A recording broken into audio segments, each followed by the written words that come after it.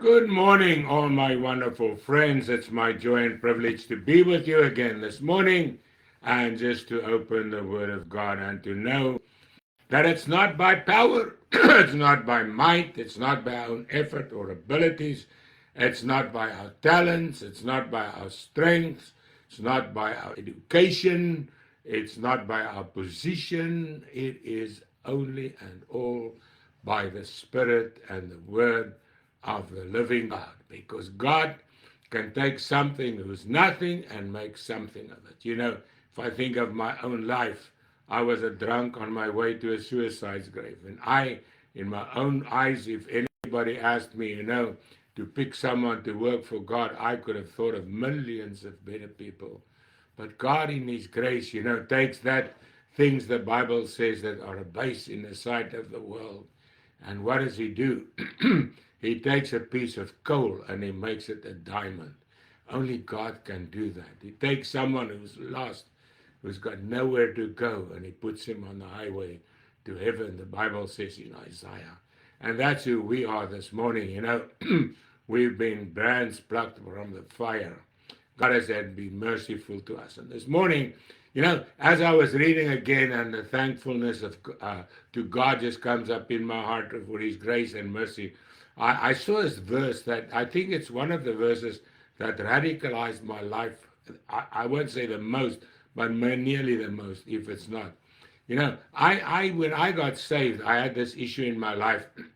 I had some bad stuff. I didn't know how to deal with it. And I took it to God and I said, God, I don't know how to tell it to you. And I gave it to Him the best way I could, nicest language. But God took it away, but there was always that nudging, that attack from the devil, and, that, it's not good enough. And then I read in 1 John 15. But here we find the wonderful revelation of who God is and who we are. He tells us who He is, and then He tells us who we are, right? Now He comes on and He says, I am the true vine, and my Father is the vine dresser. Now He says, every vine, in me, every branch in me that does not bear fruit, He takes away. Every branch that bear fruit, He prunes, that it may bear more fruit. Now, what happens when a vine dresser is pruning the vine? I've seen it in my life where they do it. There's some branches, they call it water branches.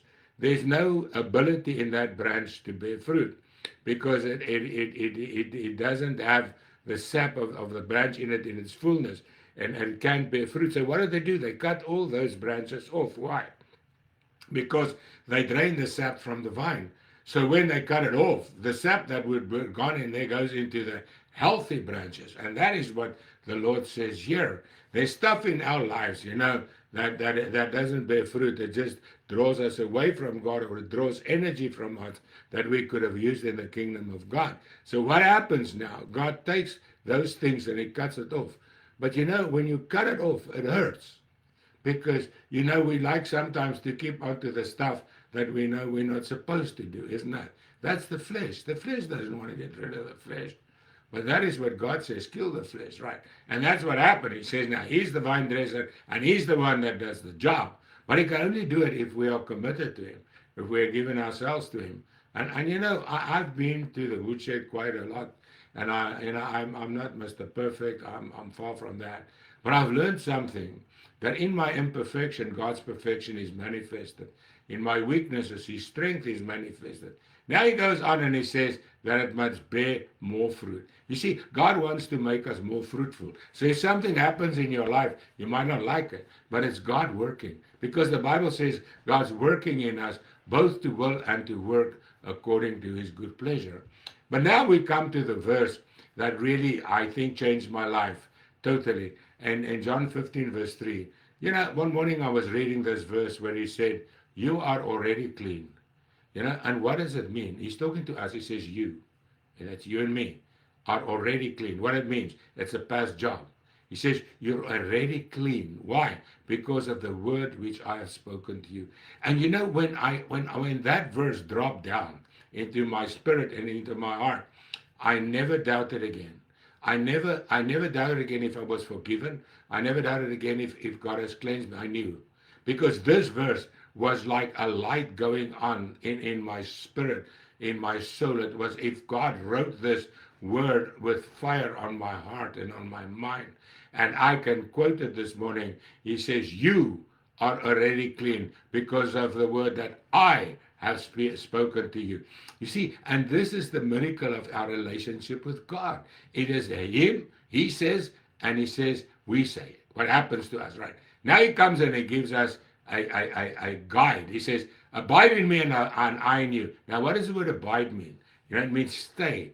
The word abode in English is a home, you know. And he says, in other words, abide in me, stay in me. You know, don't visit, don't come once in a while like some people go to church on a Sunday morning, right? And then they go out in the world again. No, he says, stay in me, stay in me. Monday, Tuesday, Wednesday, Thursday, Friday, Saturday, Sunday. Abide in me, and I in you. And he says, you stay in me, and I in you. And you see again, it's Him and us. It's this wonder of God's love. He says, as the branch cannot bear fruit of itself unless it abides in the vine, neither can you unless you abide in me. He says, you can't bear fruit. Why? You have to draw the sap from the tree, right? Okay. Now that's what he says. If we abide in Him, what do we bear? His fruit. And that's a miracle, you see. He says, I'm the vine and you are the branches. And yet he makes a statement again. He says, I'm the vine and you are the branches, right? He says, he who abides in me and I in him bears much fruit. He says, not little fruit, much fruit. For without me you can do nothing. Now someone once wrote, I can't remember who it was, but one of the great writers, you know, in the Christian world, he says, it's the most positive verse in the Bible, the most hopeful verse in the Bible. Without me, you can do nothing. Now, that's true, right? Jesus says it. But what is the opposite then? With me, you can do anything. You see, that's where the power lies. Abide in me, and you can do anything. And then he goes on and he says, I am the vine. And he says, if anyone does not abide, he is cast out as a branch and is withered, and they gather and throw in the fire and they're burned. Why? Because there's no life in him. Because he says, I'm the way, the truth, and the life, right? Now he says, if you abide in me and my words abide in you. Now Jesus comes and he tells us, how does he abide in us? Through the word. You see, and that's what I've learned. I quote the word morning, noon, and night. You know, my life is seated in the word. You know, when I feel sick, I quote the word. When I'm in trouble, I quote the word. When I am glad, I quote the word. You know, because I've learned. You know, the power in the word.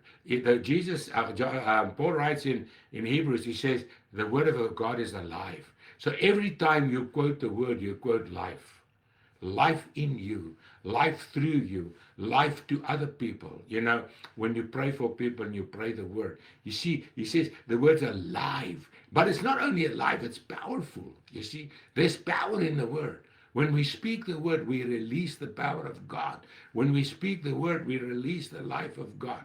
You know, that's why when we pray for people, we must remember that when we anoint them with oil or we lay hands on it, what do?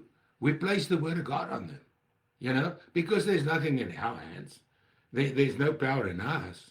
Where's the power? It's in the word. So when I lay my hands on that person according to the word, I'm laying the word on them, and the word heals them. You see, so it's not about us. It's abiding in him. He says, if you abide in me and my words abide in you, you will ask what you desire and it shall be done for you. You see, and this is the secret.